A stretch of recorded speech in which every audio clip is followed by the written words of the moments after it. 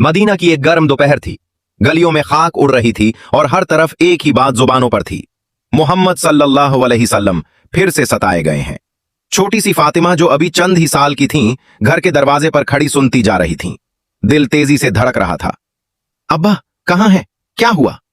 वो फौरन भागती हुई मस्जिद हराम के करीब पहुंचती हैं और ये मंजर देखकर थम जाती हैं।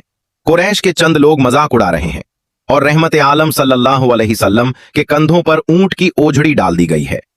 छोटी फातिमा के आंसू बह पड़ते हैं, लेकिन वो डर कर पीछे नहीं हटती।